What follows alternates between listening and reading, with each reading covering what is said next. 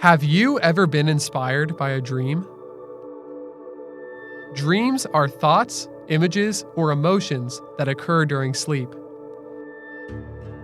Artists like Salvador Dali, inventors like Thomas Edison, and even physicist Albert Einstein believed in the power of sleep and dreams.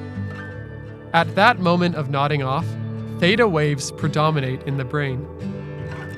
Many creative people have attributed dreaming to a breakthrough of ideas. Let's look at two different artists from the Nema collection who incorporated dreams in their artwork. First, Kurt Weiser uses dream elements in his artwork. Weiser created a ceramic piece titled White Elephant, and he said, "The ideas and subjects of these paintings on the pots are, for the most part, just a collection of my own history of fantasy and view of reality. They are built the same way we dream, around a central idea, a cast of characters, and environments that just seem to show up to complete the picture." What do you notice first when you look at Kurt Weiser's teapot? Do you see the images and story? Who are the cast and characters? We can see a human figure on one side of Weiser's teapot and a bird with a butterfly in its mouth on the other side.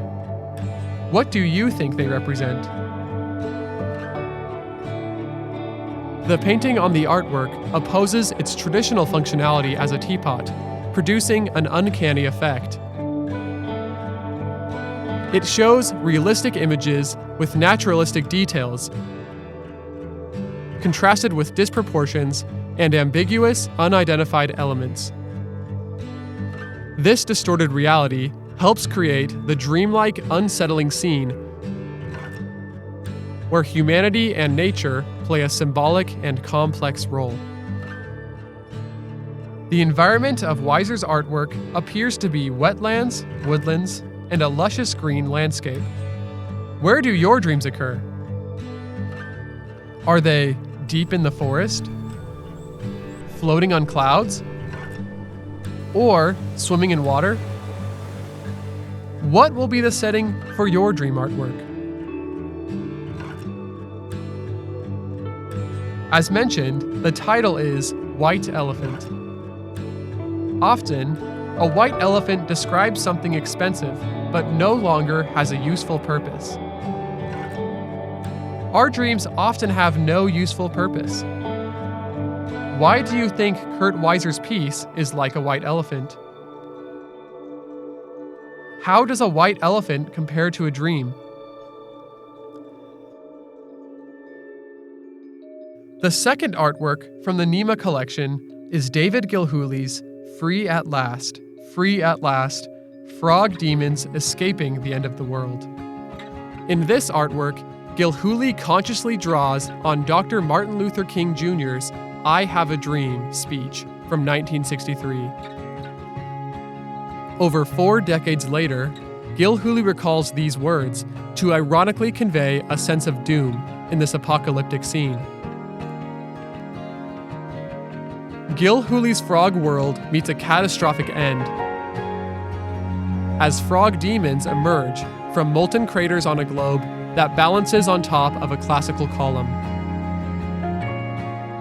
Imagine being inspired by someone else's dream. What story would you create? In Gilhuly's imaginary frog world, the frogs are the main characters. However, he imagines the frogs as humans in frog bodies, each displaying a unique demonic personality. Gilhuly offers a view of human comedy in which we see ourselves reflected. This style of ceramics is called funk art ceramics, which were often funny and conveyed that people should not take themselves too seriously. He said, "I use humor in my work to get people's attention. Whether they know what is happening during the time I made the piece or not, they can respond to the humor." What do you notice when you look at David Gilhuly's sculpture? Can you think of ways to use animals to personify your dreams and ideas? In comparing these two artists, Weiser built his artwork like a dream with random characters and lush landscapes. Gilhooly used inspiration from a dream to create a humorous expression of the end of the world, using colors and personified frogs. We see that dreams influence everyone, from inventors to artists.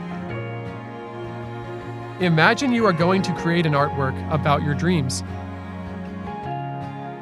What materials would you use? Will you make something funny, something disturbing, something strange? How will color affect the object or image you will make? Will you come up with clever titles for your artwork? How do dreams affect you? Will you allow dreams to inspire you?